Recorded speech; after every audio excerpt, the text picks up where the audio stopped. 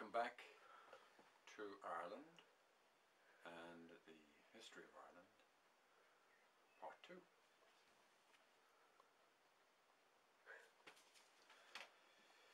Well, where are we? We are in Newgrange. We're walking up the passage, 19 metres long, looking at the walls on each side, looking at the chevrons,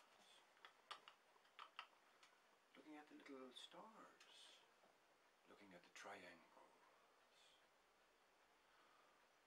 We're looking at the life circles, those magnificent symbols of the cycle of life and death. And we're walking, walking, walking, until we find ourselves in the room. A room as big as your sitting room at home. We look up at the high ceiling and we see the corbelled roofing. We notice that everything is very, very dry. As dry as it was on the day it was built. Not one drop of rain has penetrated this tomb called Newgrange.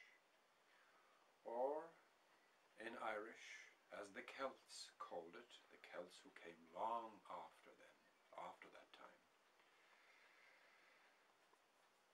Brú na Boine, the womb of the Boyne, and the Boyne being the river,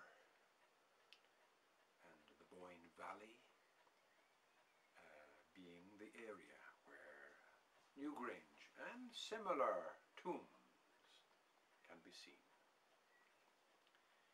We call this Ireland's Valley of the Kings, like Egypt's Valley of the Kings, and the pharaohs had to be moved down the Nile to the southern part of Egypt because of the tomb raiders, the grave robbers. Well, as far as we know, there was nothing like that here again, as far as we know, because we don't know. We don't know.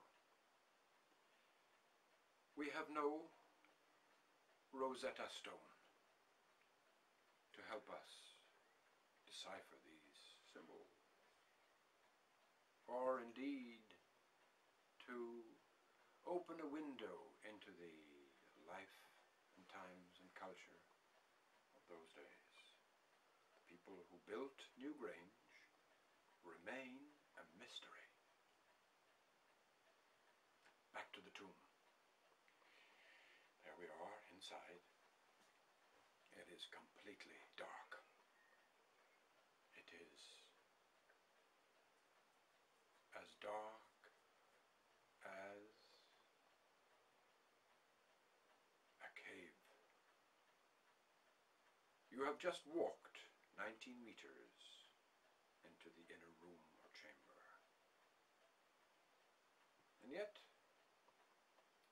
what you haven't noticed is that you were, in fact, walking upwards, not in a straight line, but upwards.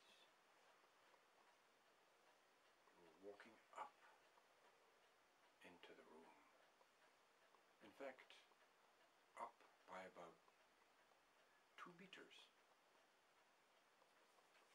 Why?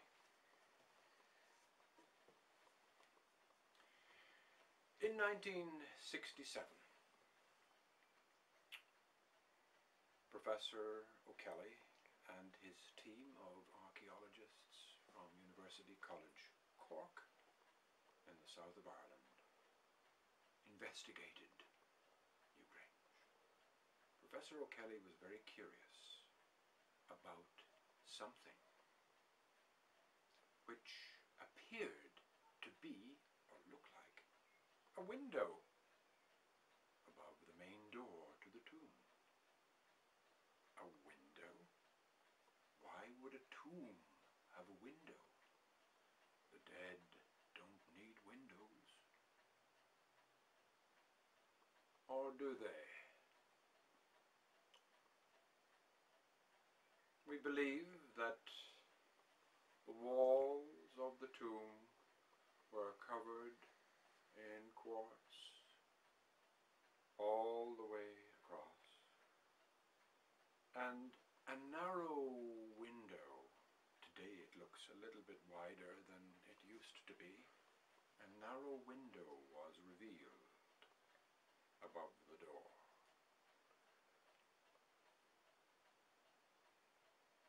Professor O'Kelly discovered that. On the morning of the winter solstice. Solstice, in English, comes from the Latin, the standing of the sun, when the sun appears to stand. The winter solstice, 21st of December. That morning here in Ireland, the sun rises at around 10 minutes to 9. As the sun rises, the first beams of sunlight shine through the narrow window above the door at Newgrange, shine down the 19-meter passageway, and light up the whole of the inner room for about 17 minutes. 17 minutes. Enough time to read a poem.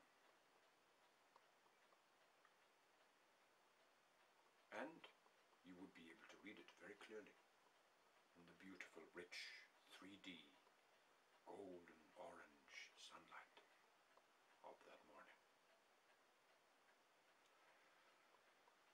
Then, as the earth moves, as the sunlight recedes,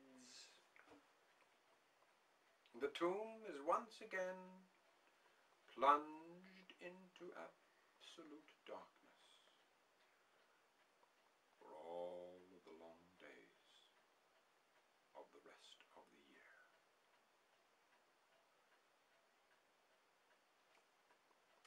Tune in to number 3, and I'll continue with the story of Newgrange, and we'll take it from there.